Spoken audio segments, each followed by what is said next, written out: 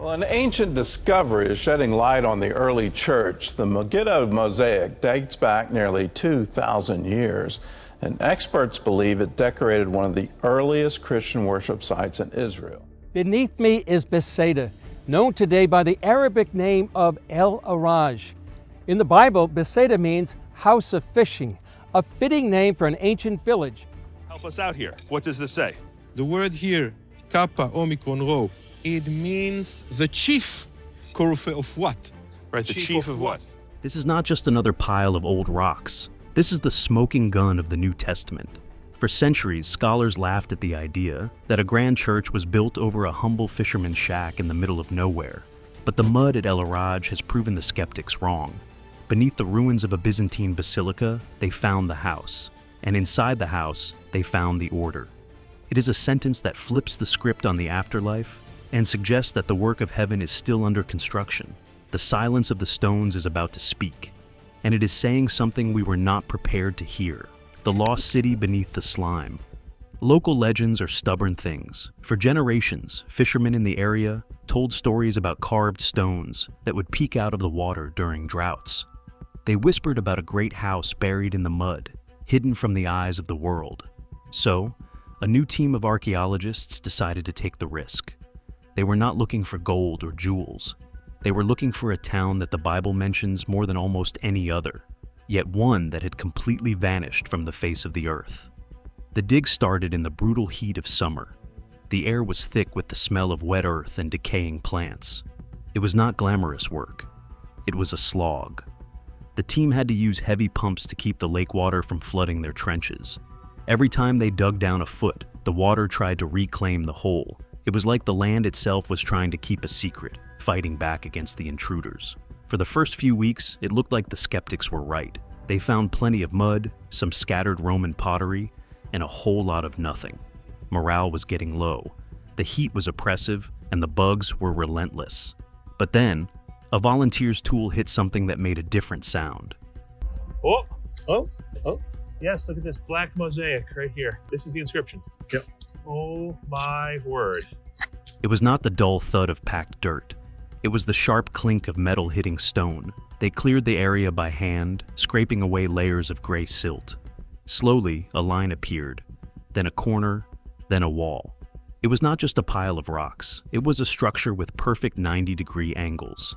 As they widened the hole, the sheer size of the thing became obvious. This was not a fisherman's hut.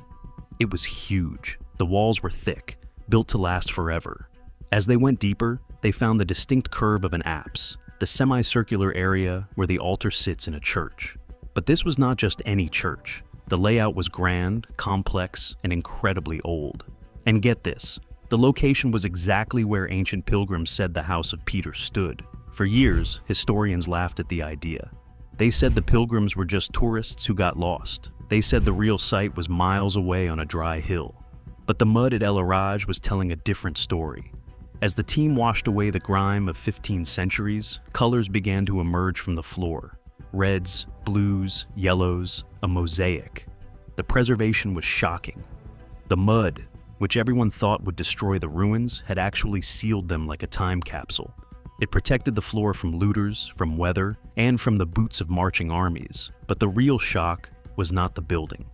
It was what they found tangled in the geometric patterns of the floor. It was a message, a text that seemed to be speaking directly to them from the year 500. But before they could decode it, they had to understand what laid beneath the floorboards. The ghost town that Jesus cursed. To understand why this mosaic matters, you have to understand where it was found. This is not Jerusalem or Nazareth. This is Bethsaida. If you know your Bible, that name should ring a bell. It was the hometown of Peter, Andrew, and Philip.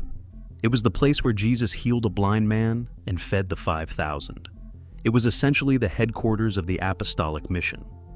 But here is the deal. Bethsaida is famous for one other thing.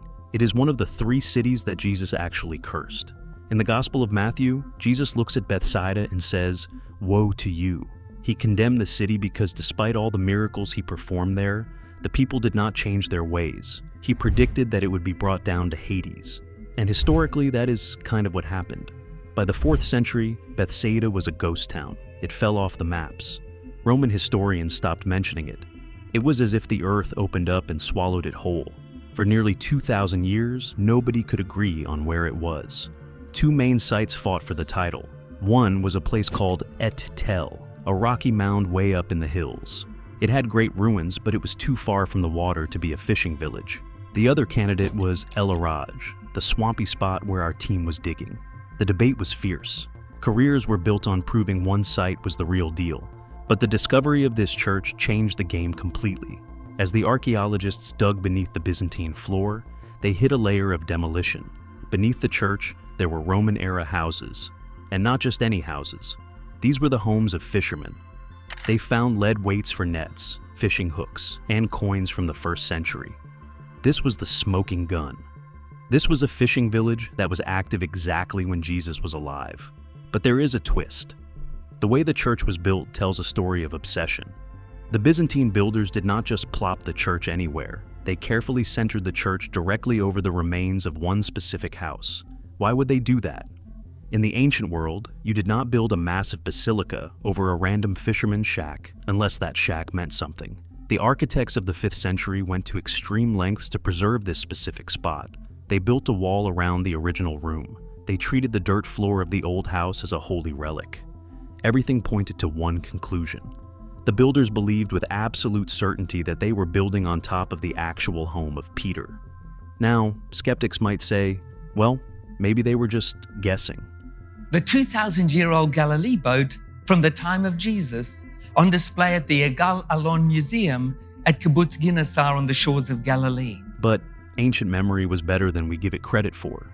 People did not have digital maps. They had oral tradition. Grandfathers took grandsons to the site and said, that is where the rock of the church lived. The discovery at El-Araj suggests that despite the curse and the disappearance of the city, a small group of believers stayed behind. They kept the location secret. They kept the memory alive. They guarded the site until the empire became Christian and they could build a monument. But the monument was not just a memorial. It was a vault. And inside that vault, they locked away a sentence that brings us back to the very moment Jesus spoke to his followers. It is not that simple though, because what they wrote on the floor was not a verse you can find in your Sunday school book. Decoding the Byzantine secret. Let's go back to that mosaic. As the conservators cleaned off the centuries of grime, the Greek letters started to pop. The team gathered around, cameras clicking, hearts racing. They called in an expert in ancient Greek to translate it on the spot. The inscription begins with a dedication to a bishop, which is standard stuff. But then it drops the hammer. It refers to Peter. But it does not just call him Peter. It calls him the chief and commander of the heavenly apostles. Now that is a loaded title. In the world of theology, words matter. The specific Greek words used here are powerful. They suggest a hierarchy. They suggest that as early as the 5th century, right here in the boondocks of Galilee, people viewed Peter not just as a disciple, but as the supreme leader. This plays right into the biggest argument in Christian history, the authority of the Pope. The Catholic Church bases its authority on the idea that Peter was the first pope, the rock on which the church was built. Protestant traditions often argue that Peter was just a leader among equals. But here, buried in the mud of Peter's own hometown, is a text that supports the supreme commander theory. It shows that the local Christians, the people who lived where Peter lived, saw him as the boss. And get this, the inscription also mentions him as the key bearer. This refers to the famous verse where Jesus gives Peter the keys to the kingdom of heaven. But the mosaic does not stop at the standard verse. This is where things get wild.